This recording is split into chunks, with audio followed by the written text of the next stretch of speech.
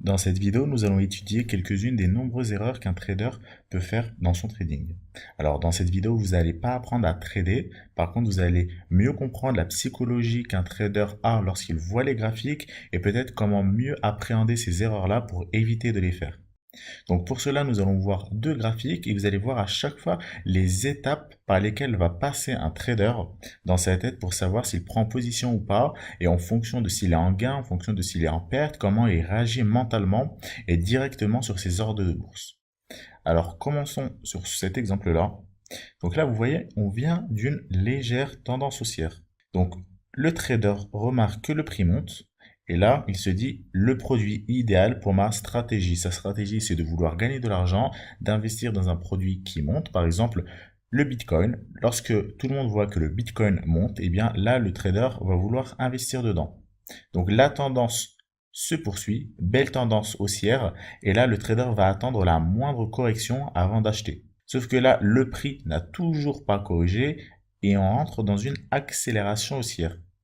Là, le trader se dit, j'aurais dû acheter tout à l'heure, c'est trop tard. Alors, le prix redescend un petit peu, ne descend pas en dessous du dernier plus bas. Par contre, le trader souhaite à tout prix acheter parce que le prix ne fait que monter. Alors là, il se décide enfin à acheter. Et en plus, ça vient de corriger, donc il se dit que il va pouvoir acheter son produit moins cher. Alors le problème, comme je vous l'ai expliqué, c'est qu'il faut vraiment se détacher des graphiques. Il ne faut pas acheter ou vendre uniquement sur la moindre correction, sur la moindre news, sur la moindre tendance prononcée. Il faut acheter sur un signal d'achat ou bien un signal de vente. C'est la psychologie en trading. En trading, vous avez des accumulations, des distributions. Il faut juste attendre et observer les accumulations. Et dès que nous rentrons dans des phases de distribution, soit rentrer à l'achat, soit entrer à la vente, mais absolument pas rentrer à l'achat à la moindre correction, parce que des corrections, vous en aurez toujours. Vous avez des corrections dans une tendance haussière juste avant une reprise de la hausse, mais vous avez également des corrections en tendance haussière qui peuvent présager un retournement de tendance vers une tendance baissière. Donc il faut vraiment faire attention à ça. Donc là, à la moindre correction, le trader décide d'acheter. Et il achète immédiatement parce que si pour lui, il attend trop, il ne profitera pas de la hausse. Alors là, le prix remonte légèrement et il se dit qu'il a bien fait d'attendre cette correction. Néanmoins, là, vous constatez que le trader n'est rentré ni sur un signal d'achat, ni sur un signal de vente. En fait, il est juste rentré et c'est ses émotions qui ont joué. Par exemple, là, le Bitcoin a fait plus 2%, plus 3, plus 4, plus 10%. Et juste après avoir fait moins 5%, le trader va rentrer directement. Malheureusement, si le Bitcoin a fait moins 5%, c'est peut-être qu'il y a une raison derrière.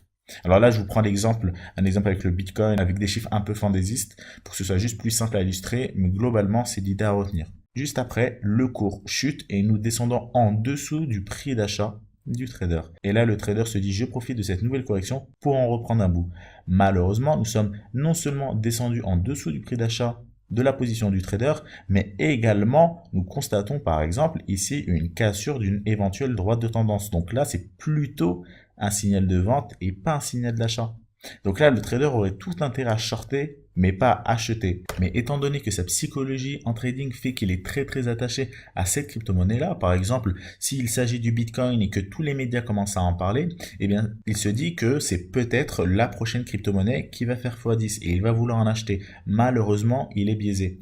Et c'est vraiment là, en fait, l'importance en trading, c'est la psychologie, parce que connaître les graphiques, l'analyse technique, l'analyse fondamentale, comportementale, toutes les analyses que vous voulez, c'est très bien, mais pour tous les traders, vous avez toujours une part de psychologie qu'il faut vraiment prendre en compte et c'est vraiment quelque chose de très important, la psychologie en trading. Alors là, le trader se dit, le prix a suffisamment chuté, il va en profiter pour en reprendre position. Donc ça fait également écho à la vidéo que je vous avais fait concernant le hedging, la vidéo concernant le pyramidage, c'est-à-dire que le trader a déjà ouvert une position au préalable, sa position est en perte, il ne l'a pas encore sécurisé et il ouvre une autre position.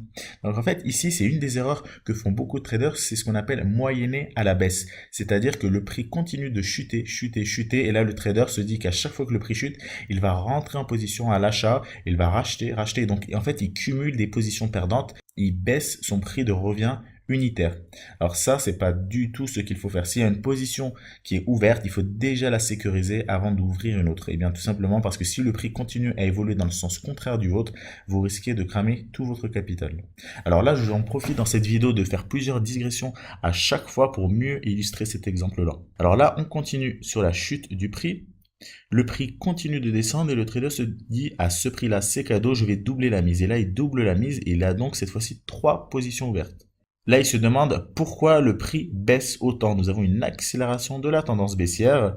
Et là, il se dit que dès qu'il se retrouve son prix de revient, il clôture tout. Alors ça, c'est également une autre erreur que font beaucoup de traders parce que finalement, vous avez ouvert votre position ici, vous cumulez plusieurs positions à la baisse. Et finalement, vous vous dites que dès que ça remonte sur le prix de revient, eh bien, vous clôturez tout. Sauf qu'il faut raisonner à l'inverse. Si le cours remonte sur votre prix de revient, ça veut peut-être dire que finalement, la tendance est en train de s'inverser et que la tendance repart à la hausse et qu'il vaut donc mieux privilégier les trades à l'achat et donc conserver votre position. Et c'est pourquoi en fait finalement les supports et les résistances fonctionnent aussi bien. Par exemple, je reviens sur le Bitcoin. Le Bitcoin, lorsqu'il avait une résistance sur les 5000 $, eh bien vous avez beaucoup de traders qui ont acheté sur les 5000 $, sur un léger dépassement des 5000 $. Par contre là le prix chute. Et en fait dès qu'il commence à remonter sur les 5000 $, eh bien il va se remettre à baisser parce que tous les traders qui avaient acheté au préalable à 5000, eh bien se mettent à vendre parce qu'ils retrouvent leur premier prix d'achat. Et bien là le prix se met donc à rechuter, et bien nous formons un nouveau sommet au même niveau que le précédent et c'est comme ça que les résistances se forment. Et c'est exactement la même chose qui se passe pour les supports. Donc voilà pourquoi en fait les supports et les résistances fonctionnent aussi bien, c'est également lié à ce phénomène psychologique là. Donc là le trader se dit que si le prix revient sur son prix de revient, il clôture tout.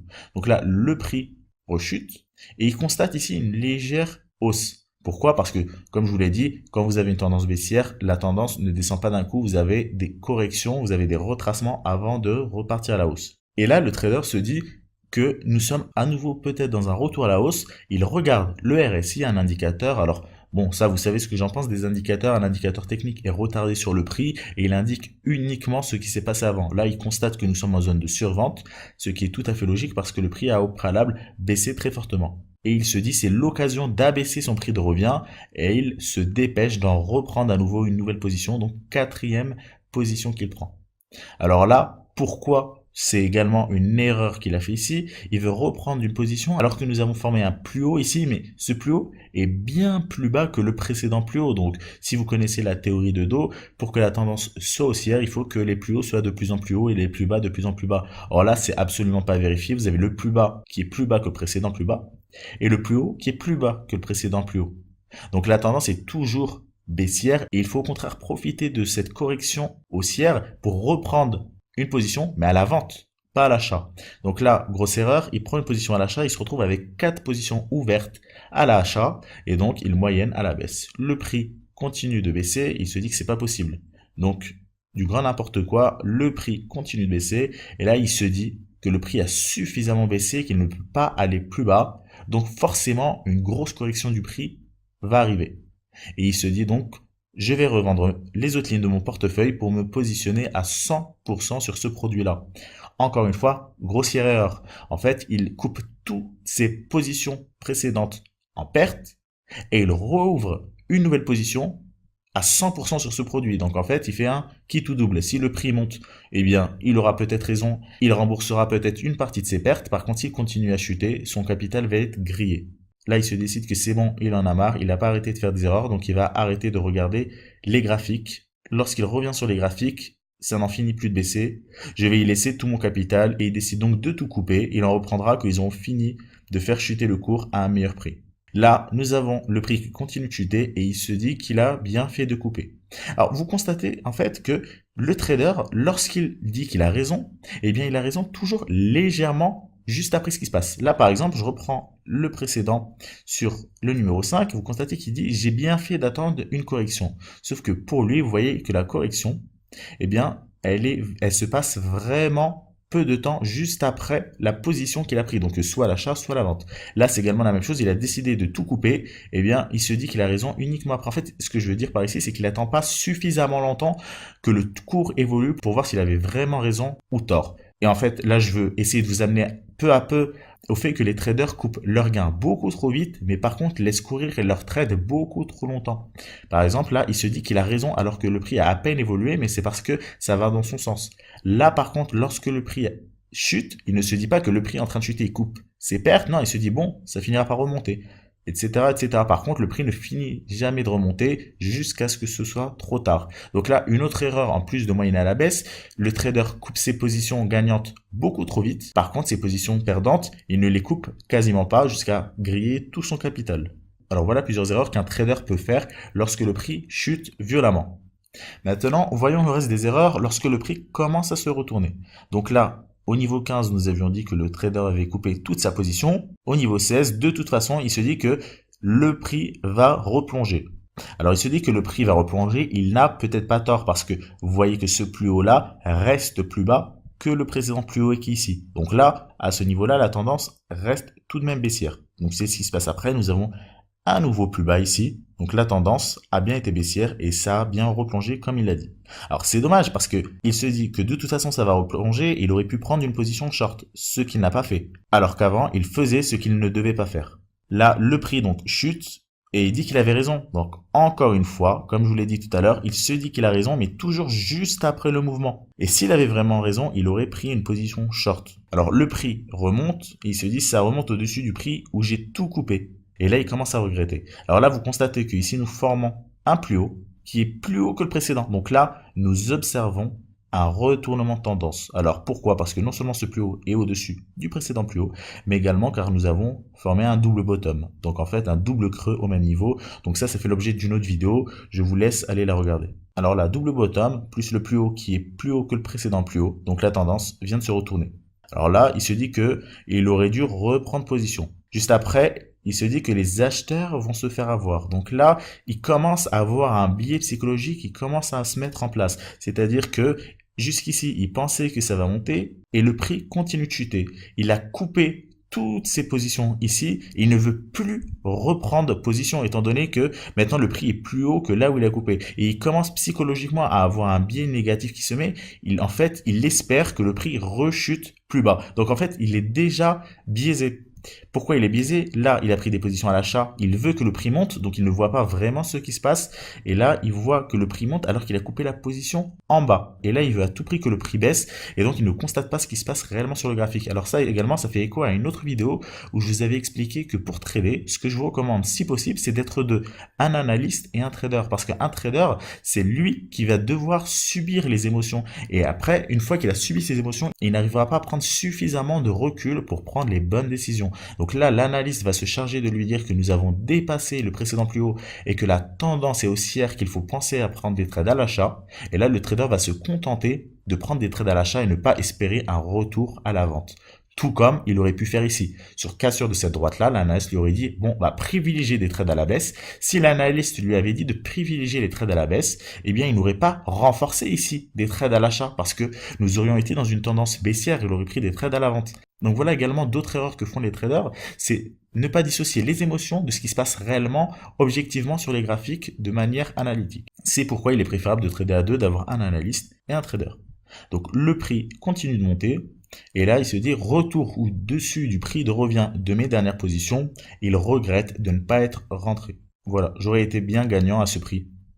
Puis après, bon mince, je me repositionne à l'achat, ça reste une meilleure entrée que la première fois.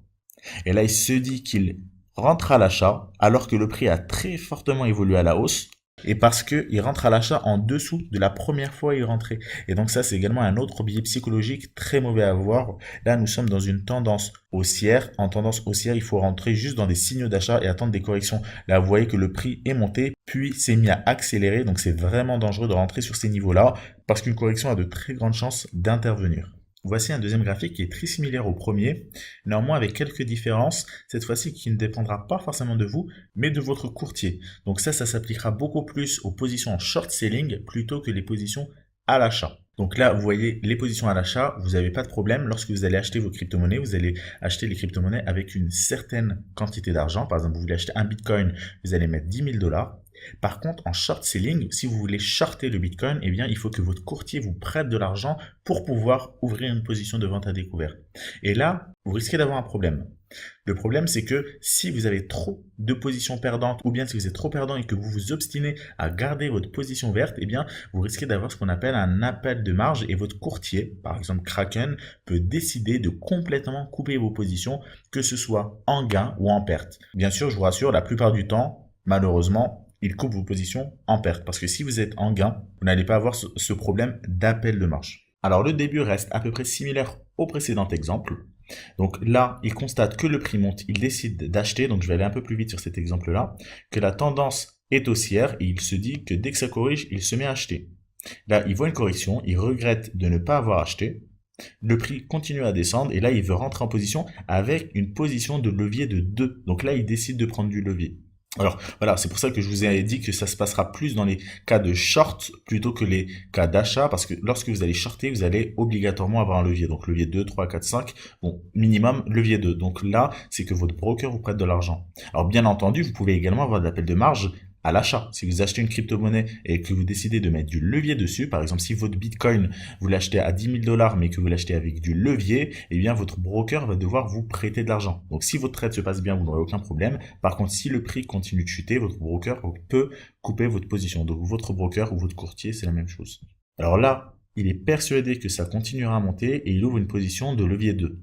Donc là, le prix malheureusement chute et il se dit que ce n'est pas grave, il ne peut que remonter, il reprend à nouveau une autre position. Malheureusement, le prix continue à chuter, il regrette de ne pas avoir attendu cette correction, et là il se demande pourquoi ça baisse autant. La balance de son compte bouge fort avec ce levier. Eh bien c'est ça le problème, c'est que il a pris le levier. Et ce levier-là, qui est finalement un levier de 2, va permettre de gagner 2 fois plus que s'il n'avait pas pris de levier lorsque le prix va dans son sens. Par contre, si le prix va dans le sens contraire, eh bien, au lieu de perdre, si le prix perd 10%, au lieu de perdre 10% de son capital, il va perdre 20% de son capital. S'il avait pris un levier 3, 30% de son capital, etc., etc. Donc, les leviers peuvent augmenter vos gains, mais ils peuvent également augmenter vos pertes. Donc, il faut vraiment faire attention à ça et essayer de ne pas en abuser si possible. Donc là, malheureusement, à cause de son levier, il suffit que le prix décale un tout petit peu pour que sa balance chute fortement, la balance de son compte. Là, il voit un léger retour à la hausse, il regarde le RSI, il se dit qu'il est en zone de survente, eh bien, il va placer un gros trade, donc en fait, il y a à nouveau une moyenne à la baisse. Malheureusement, le prix continue de descendre. Et là, le prix chute tellement fortement qu'il se dit que ça ne peut que remonter, il ouvre à nouveau une dernière position avec le levier maximum. Mais là, malheureusement, son ordre ne passe pas. Donc pourquoi l'ordre ne passe pas? Parce qu'il a atteint sa marge. Parce que lorsque vous allez ouvrir des positions avec des leviers, votre broker va vous donner une certaine marge de disponible. Et lorsque cette marge est dépassée, vous n'allez plus pouvoir remprunter de l'argent broker. C'est comme quand vous allez emprunter de l'argent à une banque, et bien en fonction du salaire que vous gagnez, si vous êtes en CDI, en fonction de vos conditions, le banquier va vous accorder un certain prêt. Cependant, si après vous n'arrivez pas à rembourser et que vous souhaitez à nouveau un autre prêt, il va peut-être vous en accorder un ou pas, etc., etc. Par contre, c'est sûr que à force de cumuler les prêts, à un moment ou à un autre, votre banquier va refuser de vous prêter l'argent parce que vous n'allez pas être capable de rembourser ce prêt-là. Et bien, c'est ce qui se passe avec les courtiers. À force d'avoir que des positions perdantes, et ben, il se dit pourquoi je vais te prêter de l'argent si tu risques tout simplement de tout perdre. Alors là, il reprend une autre position, mais ça ne marche pas. Un jour, le courtier l'appelle et lui dit que ses positions ont été clôturées automatiquement à cause d'un appel de marge. Et là, malheureusement, ça, vous ne pouvez absolument rien faire dès que vous avez un levier. C'est dès que vous n'avez pas suffisamment d'argent sur votre compte, les positions sont automatiquement clôturées. Alors, si vous voulez éviter de faire ça, il faut, avant que cela arrive, réinjecter de l'argent dans votre compte. Malheureusement, ce que je vous conseille, c'est tout simplement, plutôt d'en arriver là, avoir des règles de money management strictes et claires pour que sur chaque position, vous risquez uniquement un certain pourcentage de votre capital et que tout soit calculé et mesuré à l'avance. Et là, il se dit que le prix a continué à chuter et qu'il ne regrette pas de ne pas avoir ses positions à l'achat parce que il aurait été encore plus perdant. Alors là, encore une fois, avec ce graphique que je vous montre sur cette diapo et sur la diapo précédente, vous avez constaté un certain nombre d'erreurs que fait le trader. Il y a des erreurs qui peuvent être évitées et d'autres beaucoup moins. Là, en l'occurrence, si vous ne voulez pas avoir ce problème d'appel de marge, eh bien, tout simplement, mettez un stop loss sur chacune de vos positions. Pourquoi un stop loss est nécessaire? Parce que si le prix se retourne, eh bien, ça vous permet de stopper vos positions et de ne pas être émotionnellement lié aux variations de votre crypto. Par exemple, si à l'avance, vous aviez placé un stop loss ici, sur invalidation de votre scénario, eh bien vos positions ont été clôturées et vous ne seriez pas en train de reprendre et reprendre d'autres positions. Alors que si vous ne mettez pas de stop loss, eh bien vous allez à chaque fois vouloir vous refaire, etc. Et vous voyez dans quel cas arrive ce trader-là. Donc les stop loss, c'est quelque chose de vraiment important qu'il faut mettre sur toutes vos positions ou au moins sur toutes vos positions en short et avec levier. Alors là, ce trader voit que le cours remonte et il s'énerve contre son courtier. Donc encore une fois, si vous voulez éviter au maximum les problèmes, essayez de respecter au maximum toutes les erreurs que je vous ai données là.